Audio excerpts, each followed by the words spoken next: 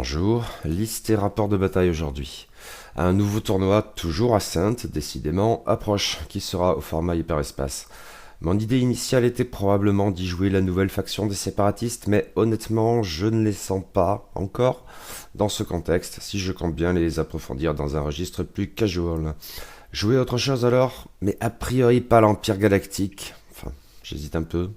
Parce que, même si de nouveaux vaisseaux impériaux sont désormais disponibles en hyperespace, qui rend la faction plus viable dans ce format, j'ai vraiment envie en ce moment d'aller voir ailleurs. Et pas le premier ordre non plus, parce que la dernière fois c'était ce que j'avais fait et sans vrai enthousiasme. Et les rebelles comme la Résistance, sans même parler de la République, sont largement hors concours pour moi à ce stade. Reste les racailles et scélérats, ce qui me dirait bien, même si cette faction semble patiner un peu dans le méta en ce moment.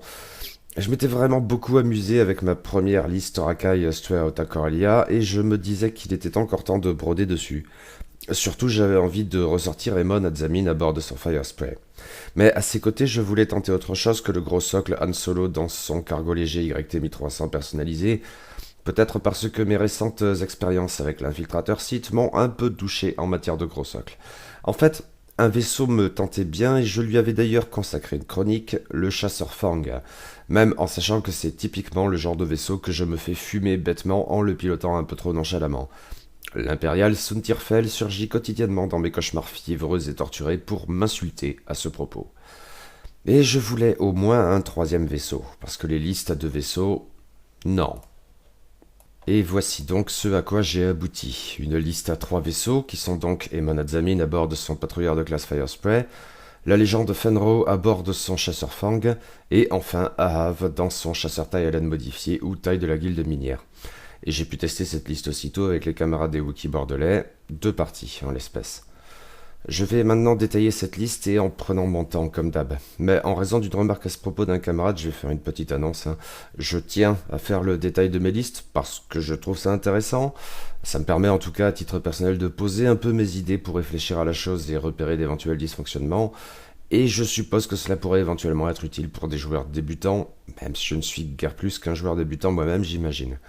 Des joueurs plus expérimentés qui connaissent bien ces vaisseaux et ses améliorations pourront légitimement préférer passer directement au rapport de bataille ou résumer la liste immédiatement avant.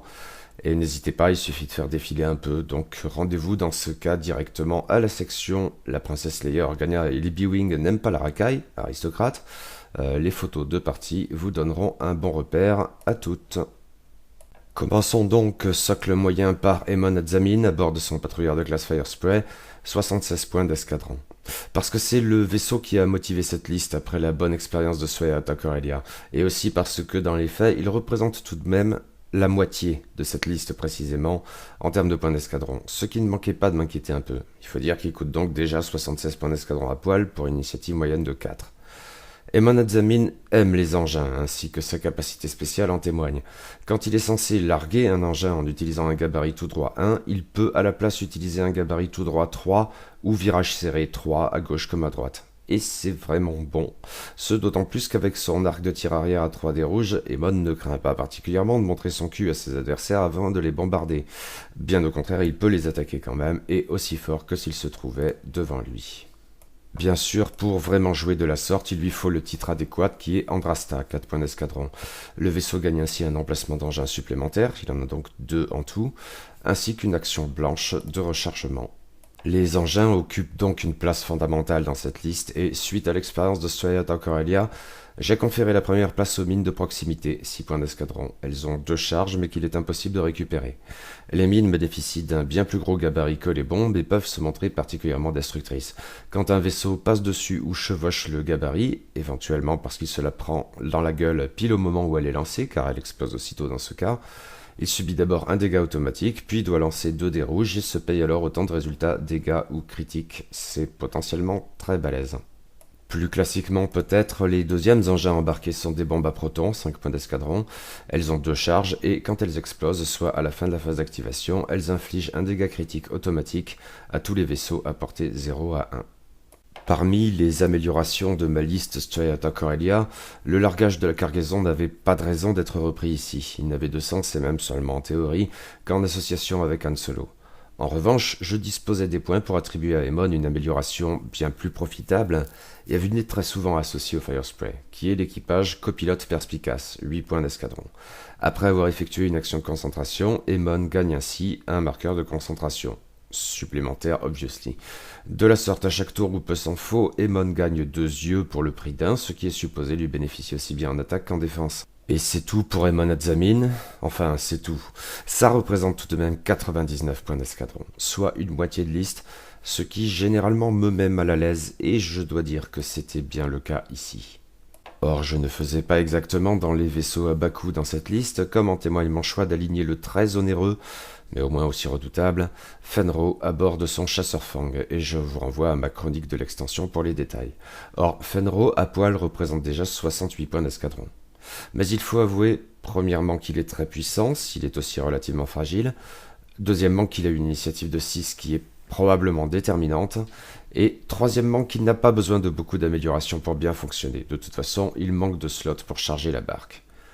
Tous les chasseurs Fang bénéficient d'une capacité générique appelée opposition Concordia. Tant que le vaisseau défend, s'il est à portée 1 et dans l'arc de tir principal de l'attaquant, alors il peut charger un résultat quel qu'il soit en résultat évasion. Et là, on est au cœur de ce qu'est le Fang, un petit vaisseau qui veut foncer dans le tas, être aussi proche que possible de son adversaire, et éventuellement dans sa face plutôt que dans son dos, ce qui n'est pas exactement le comportement attendu d'un intercepteur, pour le coup, généralement plutôt porté à flanquer.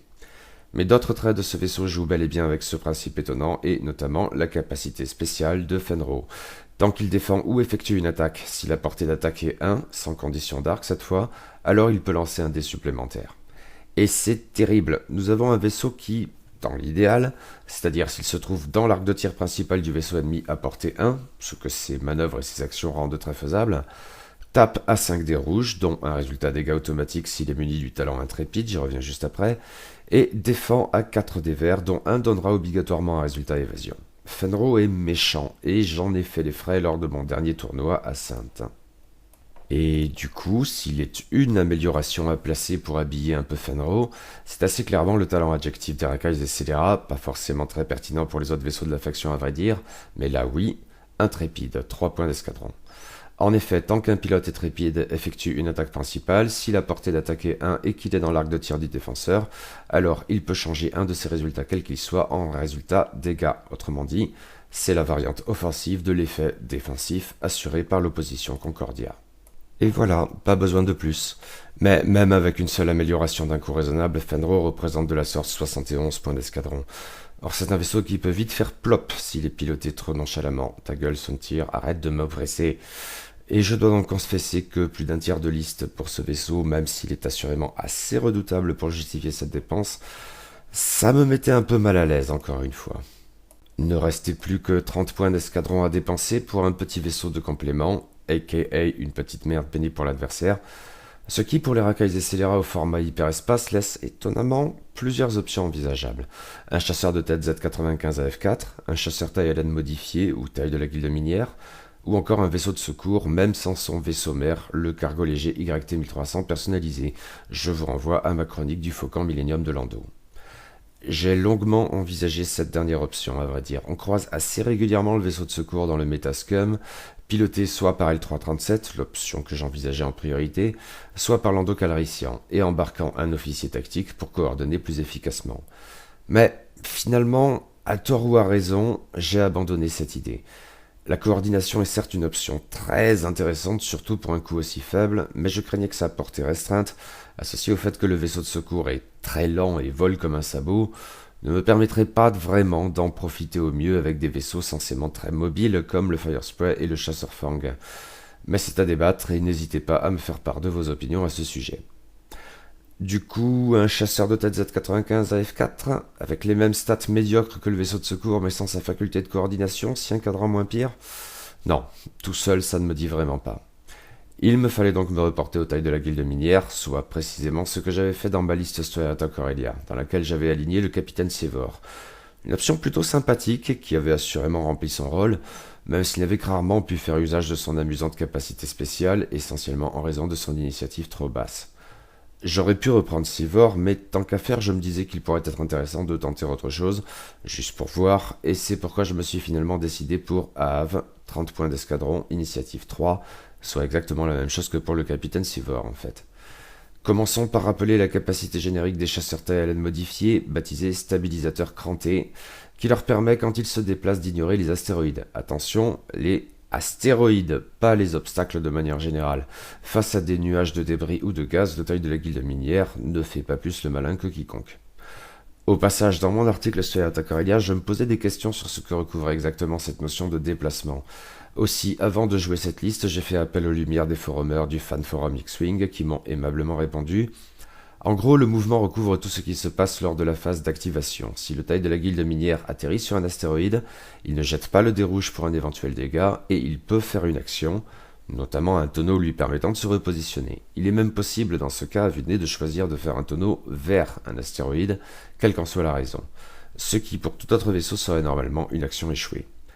En revanche, si le chasseur TLN modifié se trouve sur un astéroïde lors de la phase suivante, soit la phase d'engagement, les règles normales s'appliquent et le vaisseau ne peut donc pas tirer. Voyons maintenant la capacité spéciale d'Ahave. Tant qu'il défend ou effectue une attaque, si le vaisseau ennemi est d'une taille supérieure à la sienne, soit un socle moyen ou un gros socle en attendant le retour de l'épique, alors il lance un dé supplémentaire. C'est un pari. Si votre adversaire ne sort que des petits socles, Ahave n'aura rien pour lui. Les petits socles dominent assurément et de loin le méta, et les gros socles sont à la peine. Mais je supposais qu'il y avait des chances raisonnables pour que mes adversaires me opposent au moins un socle moyen, surtout, voire un gros socle de manière plus exceptionnelle. Si le pari est perdu, ma foi, ça n'est pas forcément très dramatique. Et au fond, le manque de régularité du capitaine Seaver dans ses capacités de brouillage revenait un peu au même. Et si le pari est gagné, alors on a subitement un petit vaisseau qui, opposé à sa cible de prédilection, passe à 3 dés rouges et 4 dés verts, ce qui n'est franchement pas dégueu pour 30 points d'escadron. Alors je me suis dit que je pouvais bien tenter le pari. Comme on le verra, il s'est montré relativement pertinent dans la première partie de cette soirée face à un U-Wing UT-60D rebelle, et pas du tout dans la seconde, mon adversaire n'y alignant que des petits socles. Ahave reste à poil dans cette liste, et donc il représente 30 points d'escadron. Ce qui fait une liste à 200 points d'escadron tout rond, là où un bid aurait peut-être été utile, mais c'est un aspect du jeu que je ne maîtrise pas bien. Et bien sûr, rappelons-le au cas où, il s'agit d'une liste valide en hyperespace, et c'était bien le propos. Vous en trouverez le résumé sur le blog. La première partie de la soirée m'a opposé au camarade Philippe, qui jouait une liste rebelle Leia B-Wing. Je n'en ai pas tous les détails, mais voici pour l'essentiel. Donc, pour embarquer Leia Organa, Philippe s'était tourné vers un U-Wing UT-60D piloté par McVayaro, et bien sûr doté de son aile pivot. Il y avait à bord un officier tactique également. Au-delà, je ne me souviens plus des détails, y compris pour les 3 autres vaisseaux. Il y avait tout d'abord 2 B-Wing ASF-01, tout d'abord, qui étaient Tannumb et Brylenstram, et qui avaient, sauf erreur, tous deux le talent tireur hors pair. Je crois qu'il y avait aussi un rayon de brouillage gratuit, mais ils n'en ont de toute façon pas fait usage. Et il y avait enfin un X-Wing T-65 générique, le moins coûteux, soit un extrémiste ange des cavernes. Je ne me souviens plus des autres améliorations, mais en tout cas la liste de Philippe faisait 199 points au plus, car c'est à lui qu'est revenu le choix du premier joueur. Et il a décidé que je jouerais en premier. Dès lors, les vaisseaux s'activaient dans cet ordre: extrémiste ange des cavernes, Ahave, McVayaro, Emon Adzamin, Brylenstram et Tannumb, Fenro. Et ils s'engageaient dans cet ordre: Fenro, Emon Adzamin, Brylenstram et Tannumb, Ahave, McVayaro, extrémiste ange des cavernes. Pour ce qui est des obstacles, Philippe comme moi nous étions munis de 3 petits astéroïdes chacun. Il y avait vers le centre gauche un couloir qui rassemblait la plupart de ces obstacles, le reste du tapis de jeu en était largement épargné. Philippe a placé son X-Wing du côté obstrué et j'ai mis mon taille de la guilde minière en face, les astéroïdes n'étant pas vraiment un problème pour lui, même si l'objectif principal d'Ahave était forcément McVayaro, davantage vers le centre de la zone de déploiement de Philippe, avec les 2 B-Wing tout au bord du tapis de jeu à gauche. De mon côté, Emon était vers le centre droit et Fen vers le centre. Si Philippe a fait tracer d'emblée son extrémiste ange des cavernes, les autres vaisseaux n'ont fait que des déplacements très pépères au départ, comme je le fais souvent, ce qui est potentiellement un défaut, mais je voulais me faire une idée des déplacements de mon adversaire. Cela dit, Fenro devait se bouger pour se montrer utile, et j'ai donc entamé relativement vite une manœuvre de contournement. Je comptais le lancer sur le U-Wing avec Ahave tant qu'à faire, et dans un premier temps du moins dans ses fesses. Les assauts frontaux du Fang c'est rigolo, mais la proximité des 2 B-Wing m'incitait à me montrer prudent. Avec Fen du moins, car je me suis montré très imprudent, et précisément comme ça, avec Emon Adzamin. Tandis que mon taille était trop éloigné et mal orienté pour faire quoi que ce soit, Fen a bien accéléré la cadence pour arriver à portée de tir de McVayaro, tandis que mon Firespray se retournait pour présenter son arrière-train au B-Wing, tablant sur son arc de tir arrière et plus que désireux de balancer des mines de proximité et des bombes à protons dans la face de ces vilains rebelles. Le X-Wing T-65 continue à filer, visiblement désireux de prendre Emon en sandwich. Et ce qui devait arriver arriva. Philippe a concentré le feu de tous ses vaisseaux sur le Firespray. Et qu'importe ses 4 boucliers et 6 points de coque, sa défense honorable de 2 et les 2 yeux du copilote perspicace, face à ses assauts à 3 dés rouges chacun, Emon Adzamin a très vite dégagé sans avoir infligé guère de dégâts, y compris avec la seule mine larguée qui a fait mouche mais sans produire de dégâts supplémentaires. Bye bye la moitié de ma liste. À ce stade, honnêtement, la partie était perdue pour moi, mais nous avons continué quand même. Tandis qu'Av se repositionnait pour enfin à terme s'en prendre à McVayaro, tous les vaisseaux rebelles pivotaient dans sa direction. Cependant, Fenro était passé derrière le U-Wing et était en mesure de l'attaquer. McVayaro était bien à ce stade dans une position peut-être un peu délicate, encore que elle était toujours intacte après tout. Mais Philippe n'avait aucune envie de la mettre en danger et a donc opté pour la fuite, en même temps que Leia Organa intervenait pour réorienter les B-Wing, afin qu'ils menacent aussi bien Aave que Fenro.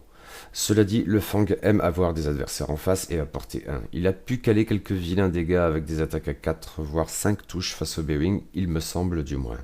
Aave, cependant, ne pouvait pas espérer faire grand-chose. Son rôle dès lors était de gêner les mouvements des autres, plus qu'autre chose.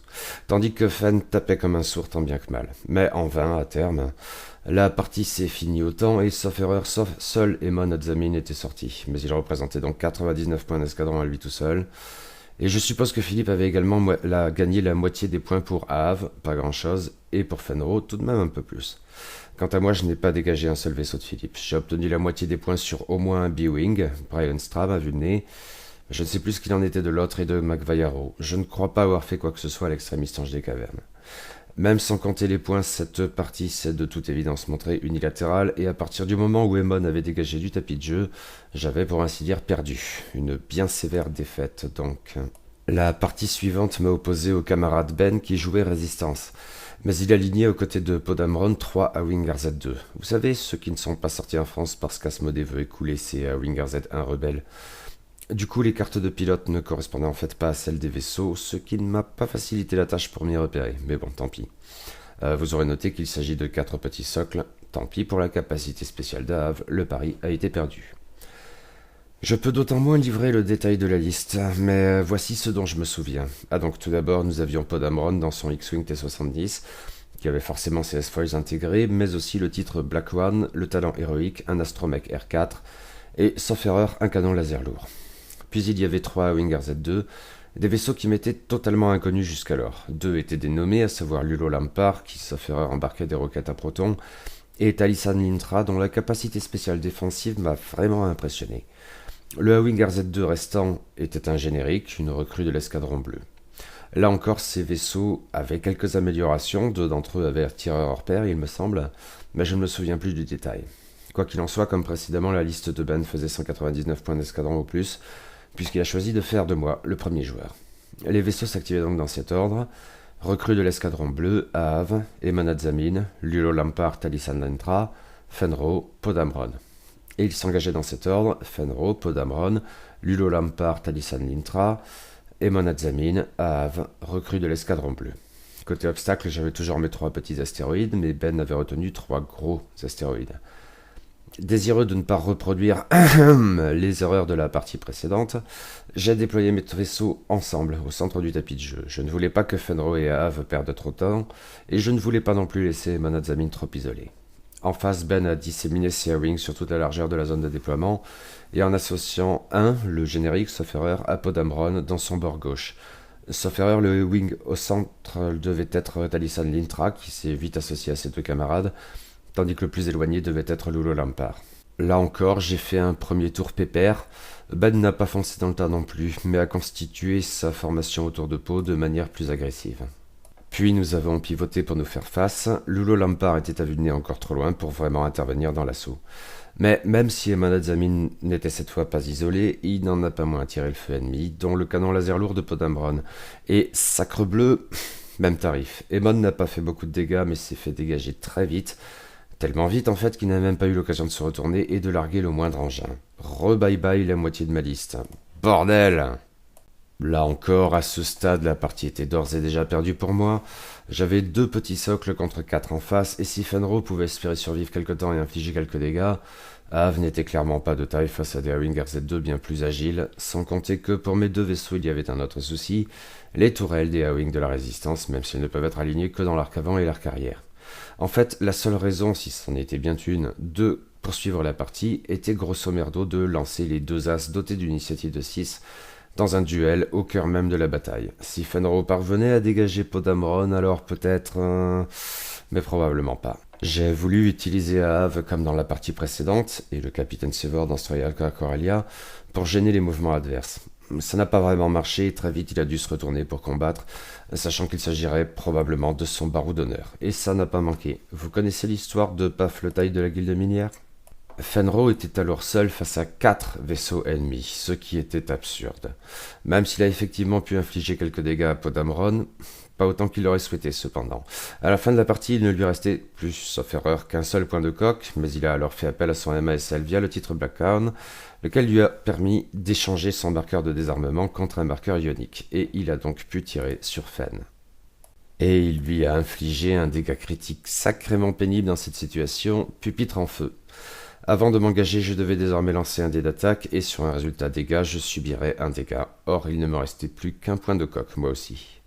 Il y avait bien sûr l'opportunité de réparer cette carte en prenant une action, mais en même temps, dans la situation où je me trouvais, il me fallait descendre pot avant qu'il ne me descende, et pour cela, il me fallait faire une manœuvre de retournement, un tonneau de talon en l'espèce. Seulement voilà, le stress de la manœuvre m'empêcherait alors de prendre l'action pour réparer le pupitre en feu.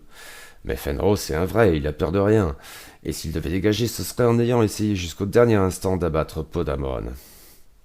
Vous vous doutez de comment ça s'est fini, hein ? Une défaite très sévère, pire encore que face à Philippe, sans doute dans la mesure où j'ai perdu toute ma liste cette fois. Tandis que de mon côté, je ne suis à nouveau pas parvenu à sortir un seul putain de vaisseau ennemi. Ça n'est pas passé loin pour Poe, mais ça n'est pas passé et c'est tout ce qui compte. Bon, ça n'était pas non plus du 200-0, heureusement. Hein. J'ai marqué 61 points, qui incluait clairement la moitié des points pour Podameron et la moitié pour un ou bien 2 à Wing. Probablement un seul, c'est le sort du générique qui est alors déterminant. Mais bon, c'est de peu d'importance. Cette soirée fut douloureuse, c'est peu dire. Oui, j'ai un peu eu l'impression que mes racailles ont été passées au Karcher, comme dans la honteuse menace classiste et populiste de l'abject Dark Sarcosius, il y a bien longtemps dans une galaxie lointaine, très lointaine, sauf qu'en fait non, pas du tout. Et j'ai notamment été très déçu et un peu agacé même par le sort tragique d'Emon Adzamin dans les 2 parties. Dans la première, je l'avais sans doute envoyé au turbin un peu trop nonchalamment, mais je m'étais montré un peu plus prudent dans la seconde, sans le moindre résultat. En fait, ça a été pire encore puisque je n'ai même pas pu me retourner et larguer ne serait-ce qu'un engin. Certes, il y avait toutes les raisons pour qu'il attire en priorité le feu ennemi. Il était une menace clairement identifiée et représentait la moitié de ma liste. Mais je tablais sur ces statistiques franchement pas dégueu pour qu'il survive un tout petit peu. Et le choix de copilote perspicace, amélioration absente dans ma liste Strelka Coralia, qui avait très bien tourné quand même, me paraissait constituer un semblant de garantie dans ce sens. Mais non. Alors, que faire ? Je sais que ce vaisseau est puissant dans l'absolu, mais ces 2 massacres douchent tout de même un peu mon enthousiasme. Emon figurera-t-il dès lors dans ma liste de tournois ? Eh bien, j'en ai envie, mais après cette douloureuse expérience, cela relève de la pulsion un tantinet masochiste. Si je trouvais encore le temps de m'entraîner d'ici aux 8 mois, je ne dis pas, mais c'est plus qu'improbable. Et en même temps, Fenro... Eh bien, toute chose égale par ailleurs, hein, forcément, c'est de loin de mes vaisseaux celui qui s'est le mieux comporté dans ces 2 parties. Et ce, même si je me suis montré bien trop timide bien trop longtemps avec lui dans la partie contre Philippe. Il n'est pas seulement efficace, il est aussi fun à jouer, et il fallait au moins ça pour compenser les éliminations précoces de mon Firespray.